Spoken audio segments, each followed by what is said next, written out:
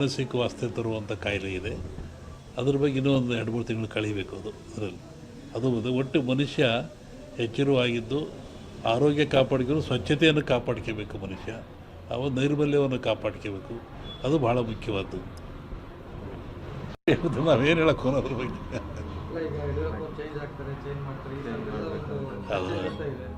ಹಾಗೇನಿಲ್ಲ.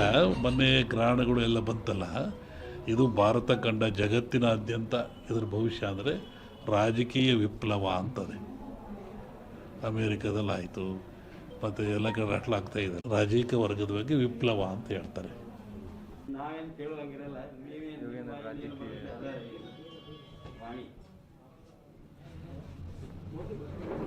ಜಗತ್ತಿನಲ್ಲಿ ಅತ್ಯಂತ ಶ್ರೇಷ್ಠ ಜ್ಞಾನ ವಿವೇಕವುಳ್ಳದ್ದು ಯಾವುದು ಅಂದರೆ ಮನುಷ್ಯನಿಗೆ ಬುದ್ಧಿಶಿ ಇದೆ, ಜ್ಞಾನ ಇದೆ, ತಿಳುವಳಿಕೆ ಇದೆ ಅಂತ ಹೇಳ್ತಾರೆ. ಅಂಥ ಮನುಷ್ಯ ಆಗಾಗ ಅಜ್ಞಾನಕ್ಕೊಳಪಟ್ಟರೆ, ಅವಿವೇಕಕ್ಕೊಳಪಟ್ಟರೆ, ತನ್ನ ಆಚಾರ ವಿಚಾರಗಳನ್ನು ಕಳ್ಕೊಂಡ್ರೆ ಅಂತಹ ಮನುಷ್ಯ ಎಚ್ಚರಿಕೆಗಾಗಿ ಜಗತ್ತಿನಲ್ಲಿ ಕಾಲದಿಂದ ಅನೇಕ ರೋಗಗಳು ಬರ್ತಾಯಿದ್ದಾವೆ, ಕಾಯಿಲೆಗಳು ಬರ್ತಾಯಿದ್ದಾವೆ. ಈ ಬರುವಂಥ ಕಾಯಿಲೆಗಳು ಮನುಷ್ಯನಿಗೆ ತಿಳುವಳಿಕೆ, ಜ್ಞಾನ, ವಿವೇಕ ಮೂಡಿಸ್ತಕ್ಕಂಥದ್ದು. ಹಾಗೆ ಈಗಲೂ ಬಂದಿರತಕ್ಕಂಥದ್ದು ಕೊರೋನಾ ಅಂತೇಳಿ. ಈ ಕೊರೋನಾ ಎನ್ನತಕ್ಕಂಥ ಕಾಯಿಲೆ ಇದೇನು ಹೊಸ್ತೇನಲ್ಲ, ಇದು ಹಳೆಯ ಕಾಯಿಲೆ. ಹಿಂದಿನ ಕಾಲದಿಂದಲೂ ಜನರಲ್ಲಿ ಗಂಟ್ಲು ಬೇನೆ, ಗಂಟಲು ರೋಗ ಅಂತ ಕರಿತಾಯಿದ್ರು. ಅದು ಬಂದದ್ದು 2 ದಿನಕ್ಕೆ ಸತ್ತೋಗ್ತಾಯಿದ್ದು ಮನುಷ್ಯ. ಶ್ವಾಸಕೋಶಕ್ಕೆ, ಗಂಟ್ಲಿಗೆ ಬರುವಂಥ ಕಾಯಿಲೆ. ಇದು ಯಾತ್ರಿಂದ ಬರುತ್ತೆ ಅಂತ ನಾವು ಸ್ವಲ್ಪ ಯೋಚನೆ ಮಾಡಿದರೆ, ಸ್ವಚ್ಛತೆಯನ್ನು ಮನುಷ್ಯ ಕಳ್ಕೊಳ್ತಾ ಇದ್ದಾನೆ. ಆರೋಗ್ಯ ಅಂದರೆ ಸ್ವಚ್ಛತೆ ಅಂತ. ಆ ಕಳ್ಕೊಳ್ಳೋದ್ರಿಂದ, ಸ್ವಚ್ಛತೆ ಶುದ್ಧ ಇದರಿಂದ ಮನೆಯಲ್ಲಿ, ಹೊರಗೆ, ಒಳಗೆ ಎಲ್ಲ ಕಡೆ ಕಳ್ಕೊಂಡ್ರೆ ಕಾಯಿಲೆ ಬೆನ್ನಿಡ್ತಾ ಇದೆ. ಇಂತಹ ಕಾಯಿಲೆ ಇದು ಘೋರವಾಗಿರ್ತಕ್ಕಂಥ ಕಾಯಿಲೆ. ಕೇವಲ 1 ಗ್ರಾಮ್ ತೂಕ ಇರತಕ್ಕಂಥ ಕಾಯಿಲೆ ಇದು ಜಗತ್ತನ್ನೇ ಎದುರಿಸ್ತಾ ಇದೆ. ಮನುಕುಲಕ್ಕೆ ಇದು ಮಾರಕವಾಗಿದೆ. ಇದು ಮುಂದೆ ಇನ್ನೂ ಹೆಚ್ಚಾದ ಲಕ್ಷಣಗಳು ಭಾಳ ಇದ್ದಾವೆ ಜಗತ್ತಿನಾದ್ಯಂತ. ನಾನು ಹಿಂದೆ ಒಂದು ಹೇಳಿದ್ದೆ, ಸಿರಿವಂತ ಮಗನುಟ್ಟಿ ಆಳುವನು ಮುನಿಪುರವ, ಯುದ್ಧವಿಲ್ಲದೆ ಮಡಿಯ ಪುರವಲ್ಲ ಕೂಳಾದೀತು. ಸಿರಿವಂತ ಮಗನುಟ್ಟಿ ಆಳುವನು ಮುನಿಪುರವ. ಮುನಿಪುರ ಅಂದರೆ ಅಮೇರಿಕಾ ದೇಶವನ್ನು ಸನ್ಯಾಸಿ ಊರು ಅಂತ ಕರೀತಾರೆ. ವಿಷ್ಣು ವಾಮಾವತಾರದಲ್ಲಿ ಅಲ್ಲಿ ಅವನು ಭೂಮಿ ತೊಳೆದಿದ್ದು, ಸಂಪದ್ಭರಿತ ರಾಜ. ಅದು ಸನ್ಯಾಸಿ ದಾನ ಕೊಟ್ಟದ್ದು, ಅದನ್ನು ಮುನಿಪುರ ಅಂದರು. ಆ ಮುನಿಪುರ ಒಬ್ಬ ಸಿರಿವಂತ ಹುಟ್ಟಿ ಆಳ್ತಾನೆ. ಡೊನಾಲ್ಡ್ ಟ್ರಂಪ್ ಮನೆ ಹೋದ್ನಲ್ಲ, ವಿತೌಟ್ ಬ್ಯಾಟರಿ ಜಗತ್ತು ಹಾಳಾಗಿ ಹೋಗ್ತದೆ ಅಂತ. ಹಾಗೆ ಅವನ ಕಡೆ ದಿನಗಳಲ್ಲಿ ಮಳೆಗಳು, ಬೆಳೆಗಳು ನಾಶವಾಯಿತು. ಕೊರೋನಾ ಜಾಸ್ತಿ, ಇನ್ನೂ ಜಾಸ್ತಿ ಆಗ್ತಾಯಿದೆ. ಅಂಥ ಒಂದು ಕಾಲಜ್ಞಾನದ ಸೂಚನೆ ಅದು. ಆ ದೃಷ್ಟಿಯಿಂದ ನಮ್ಮ ಈ ನಾಡಿಗೆ ನಾವು ಬರೋದಾದರೆ ಇದು ಇನ್ನೂ ಜನವರಿ, ಫೆಬ್ರವರಿ ಹೇಳಕ್ಕೆ ಬರೋದಿಲ್ಲ. ನಾನು ಮೊನ್ನೆ ಹೇಳಿದ್ದಲ್ಲಿ ನಿಮ್ಮ ಇದರಲ್ಲಿ ಕಾರ್ತಿಕ ಮತ್ತು ಆಶ್ವೀಜದಲ್ಲಿ ಹಳ್ಳಿಗಳಲ್ಲಿ ಹೆಚ್ಚಾಗ್ತದೆ ಕಾಯಿಲೆ ಇದು ಅಂತ, ಹೆಚ್ಚಾಗ್ತಾ ಇದೆ. ಆಮೇಲೆ ಇನ್ನೂ ಮಳೆ ಬರೋ ಲಕ್ಷಣಗಳು ಭಾಳ ಇದ್ದಾವೆ. ಜನಗಳಲ್ಲಿ ಅಶಾಂತಿ ಆಗ್ತಕ್ಕಂಥದ್ದು ಲಕ್ಷಣಗಳಿದ್ದಾವೆ. ಏನು ಯುಗಾದಿ ಮೇಲೆ ಇದನ್ನು ನಿರ್ಣಯಿಸಬೇಕು ಏನು ಅಂತ.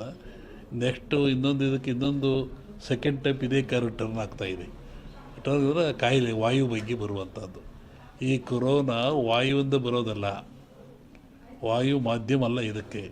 ಕೊರೋನಾ ತೂಕವಾಗಿರುತ್ತೆ. ಇದು ತೂಕವಾಗಿರೋದ್ರಿಂದ ಕೆಮ್ಮಿದರೆ, ಕೆಕ್ಕಿಸಿದರೆ, ಉಗಿದ್ರೆ ಕಫ ಬಂದು ಆ ಕಫ ನಮ್ಮಲ್ಲಿ ಬರ್ತದೆ, ವೈರಸ್ ಅಂತ. ಈಗ ನೆಕ್ಸ್ಟ್ ಇದು ಇನ್ನೊಂದು ಸ್ಟೆಪ್ ಏನು, ವಾಯು ಗಾಳಿಯಿಂದ ಬರುವಂಥದ್ದು. ಅದು ಬಂದು ಮಾನಸಿಕವಾಸ್ತೆ ತರುವಂಥ ಕಾಯಿಲೆ ಇದೆ. ಅದ್ರ ಬಗ್ಗೆ ಇನ್ನೂ ಒಂದು 2-3 ತಿಂಗಳು ಕಳೀಬೇಕು ಅದರಲ್ಲಿ. ಅದು ಒಟ್ಟು ಮನುಷ್ಯ ಎಚ್ಚರವಾಗಿದ್ದು ಆರೋಗ್ಯ ಕಾಪಾಡ್ಕೊಂಡು ಸ್ವಚ್ಛತೆಯನ್ನು ಕಾಪಾಡ್ಕೋಬೇಕು. ಮನುಷ್ಯ ನೈರ್ಮಲ್ಯವನ್ನು ಕಾಪಾಡ್ಕೋಬೇಕು. ಅದು ಭಾಳ ಮುಖ್ಯವಾದ್ದು. ನಾವೇನು ಹೇಳಕ್ಕೆ ಹೋಗೋದ್ರ ಬಗ್ಗೆ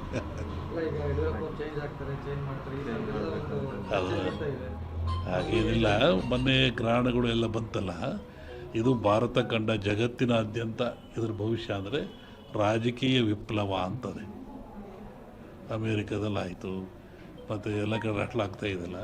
ಹಾಗೆ ಇಂಡಿಯಾನೂ ಸೇರಿದಂತೆ ಜಗತ್ತಿನಾದ್ಯಂತ ರಾಜಕೀಯ ವಿಪ್ಲವ ಆಗ್ತದೆ, ಏರಿಳಿತ ಆಗ್ತದೆ ಅಂತ ಒಂದು ಮಾತಿದೆ. ಅದು ಗ್ರಹಣಗಳು ಫಲದಿಂದ. ಅದು ಇನ್ನೂ ಡಿಸೆಂಬರ್, ಇನ್ನೂ ಒಂದು ಜನವರಿ ಒಳಗೆ ಟೈಮ್ ಇದೆ ಅದಕ್ಕೆಲ್ಲ. ಒಬ್ಬರ ವಿಷಯ ನಾನು ಹೇಳಲ್ಲ, ಜಗತ್ತು ರಾಜಕೀಯ ವರ್ಗದ ಬಗ್ಗೆ ವಿಪ್ಲವ ಅಂತ ಹೇಳ್ತಾರೆ. ನಾವೇನು ಕೇಳೋಂಗಿರಲ್ಲ, ನೀವೇನು ವಾಣಿ. ಜಗತ್ತಿನಲ್ಲಿ ಅತ್ಯಂತ ಶ್ರೇಷ್ಠ ಜ್ಞಾನ ವಿವೇಕವುಳ್ಳದ್ದು ಯಾವುದು ಅಂದರೆ ಮನುಷ್ಯನಿಗೆ ಬುದ್ಧಿ ಇದೆ, ಜ್ಞಾನ ಇದೆ, ತಿಳುವಳಿಕೆ ಇದೆ ಅಂತ ಹೇಳ್ತಾರೆ. ಅಂಥ ಮನುಷ್ಯ ಆಗಾಗ ಅಜ್ಞಾನಕ್ಕೊಳಪಟ್ಟರೆ, ಅವಿವೇಕಕ್ಕೊಳಪಟ್ಟರೆ, ತನ್ನ ಆಚಾರ ವಿಚಾರಗಳನ್ನು ಕಳ್ಕೊಂಡ್ರೆ ಅಂತಹ ಮನುಷ್ಯ ಎಚ್ಚರಿಕೆಗಾಗಿ ಜಗತ್ತಿನಲ್ಲಿ ಕಾಲದಿಂದ ಅನೇಕ ರೋಗಗಳು ಬರ್ತಾ ಇದ್ದಾವೆ, ಕಾಯಿಲೆಗಳು ಬರ್ತಾ ಇದ್ದಾವೆ. ಈ ಬರುವಂಥ ಕಾಯಿಲೆಗಳು ಮನುಷ್ಯನಿಗೆ ತಿಳುವಳಿಕೆ, ಜ್ಞಾನ, ವಿವೇಕ ಮೂಡಿಸ್ತಕ್ಕಂಥದ್ದು. ಹಾಗೆ ಈಗಲೂ ಬಂದಿರತಕ್ಕಂಥದ್ದು ಕೊರೋನಾ ಅಂತೇಳಿ. ಈ ಕೊರೋನಾ ಎನ್ನತಕ್ಕಂಥ ಕಾಯಿಲೆ ಇದೇನು ಹೊಸ್ತೇನಲ್ಲ, ಇದು ಹಳೆಯ ಕಾಯಿಲೆ. ಹಿಂದಿನ ಕಾಲದಿಂದಲೂ ಜನರಲ್ಲಿ ಗಂಟ್ಲು ಬೇನೆ, ಗಂಟಲು ರೋಗ ಅಂತ ಕರಿತಾಯಿದ್ರು. ಅದು ಬಂದದ್ದು 2 ದಿನಕ್ಕೆ ಸತ್ತೋಗ್ತಾ ಇದ್ದು ಮನುಷ್ಯ. ಶ್ವಾಸಕೋಶಕ್ಕೆ, ಗಂಟ್ಲಿಗೆ ಬರುವಂಥ ಕಾಯಿಲೆ. ಇದು ಯಾತ್ರಿಂದ ಬರುತ್ತೆ ಅಂತ ನಾವು ಸ್ವಲ್ಪ ಯೋಚನೆ ಮಾಡಿದರೆ, ಸ್ವಚ್ಛತೆಯನ್ನು ಮನುಷ್ಯ ಕಳ್ಕೊಳ್ತಾ ಇದ್ದಾನೆ. ಆರೋಗ್ಯ ಅಂದರೆ ಸ್ವಚ್ಛತೆ ಅಂತ. ಆ ಕಳ್ಕೊಳ್ಳೋದ್ರಿಂದ, ಸ್ವಚ್ಛತೆ ಶುದ್ಧ ಇದರಿಂದ ಮನೆಯಲ್ಲಿ, ಹೊರಗೆ, ಒಳಗೆ ಎಲ್ಲ ಕಡೆ ಕಳ್ಕೊಂಡ್ರೆ ಕಾಯಿಲೆ ಬೆನ್ನಡ್ತಾ ಇದೆ. ಇಂತಹ ಕಾಯಿಲೆ ಇದು ಘೋರವಾಗಿರ್ತಕ್ಕಂಥ ಕಾಯಿಲೆ. ಕೇವಲ 1 ಗ್ರಾಮ್ ತೂಕ ಇರತಕ್ಕಂಥ ಕಾಯಿಲೆ ಇದು ಜಗತ್ತನ್ನೇ ಎದುರಿಸ್ತಾ ಇದೆ. ಮನುಕುಲಕ್ಕೆ ಇದು ಮಾರಕವಾಗಿದೆ. ಇದು ಮುಂದೆ ಇನ್ನೂ ಹೆಚ್ಚಾದ ಲಕ್ಷಣಗಳು ಭಾಳ ಇದ್ದಾವೆ ಜಗತ್ತಿನಾದ್ಯಂತ. ನಾನು ಹಿಂದೆ ಒಂದು ಹೇಳಿದ್ದೆ, ಸಿರಿವಂತ ಮಗನುಟ್ಟಿ ಆಳುವನು ಮುನಿಪುರವ, ಯುದ್ಧವಿಲ್ಲದೆ ಮಡಿಯ ಪುರವಲ್ಲ ಕೂಳಾದೀತು. ಸಿರಿವಂತ ಮಗನುಟ್ಟಿ ಆಳುವನು ಮುನಿಪುರವ. ಮುನಿಪುರ ಅಂದರೆ ಅಮೇರಿಕಾ ದೇಶವನ್ನು ಸನ್ಯಾಸಿ ಊರು ಅಂತ ಕರೀತಾರೆ.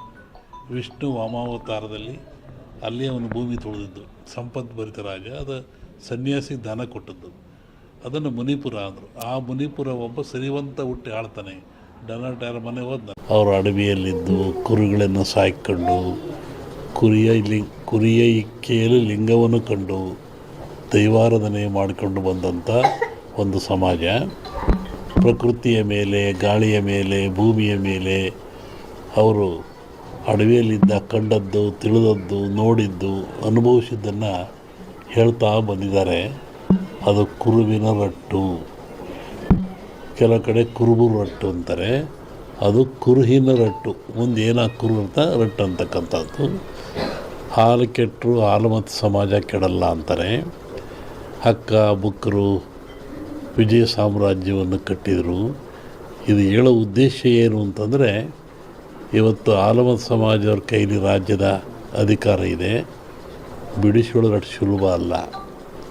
ಅವರಾಗೇ ಬಿಡಬೇಕೆ ಹೊರತು ನೀವು ಬಿಡಿಸಿಕೊಳ್ಳೋದು ಸುಲಭವಲ್ಲ. ಮುಂದಿನ ವಿಚಾರವನ್ನು ಯುಗಾದಿ ಮೇಲೆ ಹೇಳ್ತೀವಿ. ಹಾಗಾಗಿ